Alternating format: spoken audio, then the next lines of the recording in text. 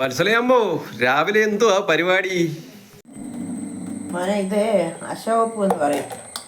കണ്ടോ, ഇത് അശോകപ്പൂ. ഇത് കുറുക്കിയാൽ കൊണ്ട് നമുക്ക് രക്തത്തെളിവിനും എല്ലാം നല്ലതാണ്. പ്രത്യേകിച്ചും പ്രസവിച്ച് കിടക്കുന്ന സ്ത്രീകൾക്കൊക്കെ ഇത് നമ്മൾ കുറുക്കി കുടിക്കുകയും ഒക്കെ ചെയ്യാറുണ്ട്. ഇതിന് വേണ്ടുന്ന എന്തൊക്കെയാണെന്ന് വെച്ചാൽ കൊണ്ട് അശോകപ്പൂ ഉണ്ട്, പിന്നെ പച്ചരി, കുറച്ച് പച്ചരി, ഒരു പിടി മതി, പിന്നെ നാളികേരം. ഇതിൻ്റെ പാലെടുത്ത് ചെയ്യാം, പക്ഷേ അരച്ചും ചേർക്കാം. അതുപോലെ ജീരകം. പിന്നെ വേണ്ടുന്ന എന്തെന്ന് വെച്ചാൽ ശർക്കര ഞാനിപ്പോൾ എടുത്തില്ല. അത് ശർക്കര ഇതിന് ആവശ്യമുള്ള കരിപ്പോട്ടിയാണെങ്കിൽ ഏറ്റവും നല്ലത്. അത് ഉരുക്കി അതും കൂടെ ചേർത്ത് ഇത് ഇത്രയും കൂടെ അരയ്ക്കണം. ഇത് ഇത്രയും കൂടെ അരച്ചിട്ട് അത് അടപ്പേ വെച്ച് കുറുക്കി നമുക്ക് അത് എടുക്കണം.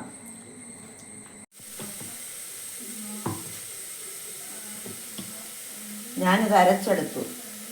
ഈ പരുവത്തിലാണ് അരയ്ക്കേണ്ടത്. ഇനി ഇതിനകത്ത് നമുക്ക് ശർക്കര ചേർക്കണം. ശർക്കര ഞാൻ അടപ്പയിൽ വെച്ചിട്ടുണ്ട്. ശർക്കര തേച്ച് എല്ലാം കൂടെ വേണം പിന്നെ അടപ്പയിൽ വയ്ക്കാൻ.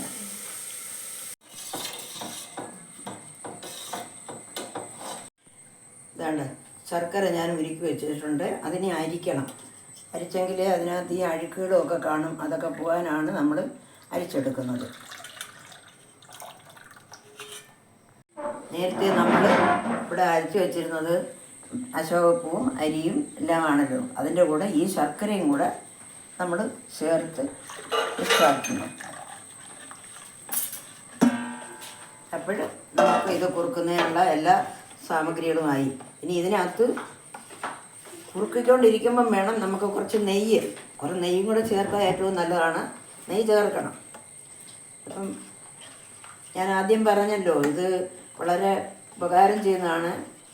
ഗർഭപാത്രം ശുദ്ധീകരിക്കുന്നതിനും ഇതിനെല്ലാം നല്ലതാണ്. പ്രത്യേകിച്ച് സ്ത്രീകൾക്ക്. ഞങ്ങളുടെയൊക്കെ കൊച്ചുപരുവത്തിൽ അമ്മ ഇത് ഞങ്ങൾ പ്രസവിച്ച് കിടക്കുമ്പോൾ ഞങ്ങൾക്ക് കുറുക്കി തന്നിട്ടുണ്ട്. അങ്ങനെ ഇതെവിടെ കണ്ടാലും ഞാൻ കൊണ്ടുവന്ന് കുറുക്കി എൻ്റെ മക്കൾക്ക് ഞാൻ കൊടുക്കും. ഇനി ഇത് അടപ്പേ വെക്കാൻ പോവുകയാണ്.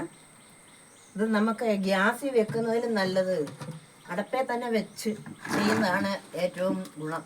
പണ്ടുള്ളവരൊക്കെ അങ്ങനെ ആയിരുന്നല്ലോ ചെയ്തിരുന്നത്. അതുകൊണ്ട് ഞാനത് അടപ്പേ വെച്ചു. ഇനി ഇത് കുറുകണം.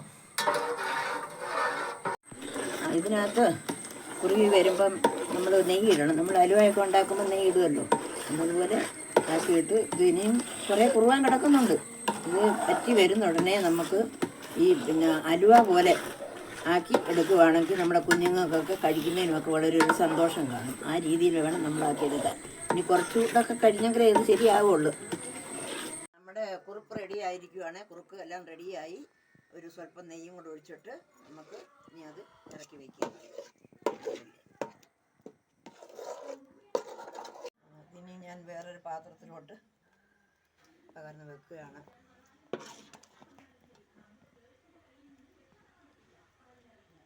നമ്മുടെ കുറുക്ക് റെഡി ആയിട്ടുണ്ട്. ഇതിൻ്റെ ടേസ്റ്റ് ഒന്ന് നോക്കണ്ടേ? നമുക്കിത് മുറിച്ച് മോനിതൊന്ന് ചെയ്ത് നോക്ക് എങ്ങനെയുണ്ടെന്ന്. എങ്ങനെയുണ്ട്? സൂപ്പർ അമ്മേ, സൂപ്പർ. നിങ്ങൾക്കെല്ലാവർക്കും ഞങ്ങളുടെ വീഡിയോ ഇഷ്ടപ്പെട്ടെന്ന് കരുതുന്നു. ഇതെല്ലാവർക്കും കഴിക്കാൻ കൊള്ളാവുന്ന ഒരു ഔഷധ ഗുണമുള്ള ഒരു കുറുക്കാണ്. ഇനി ഞങ്ങൾ അടുത്ത ഒരു വീഡിയോയിൽ വരുന്നിടം വരെ നിങ്ങൾക്ക് നന്ദി, നമസ്കാരം.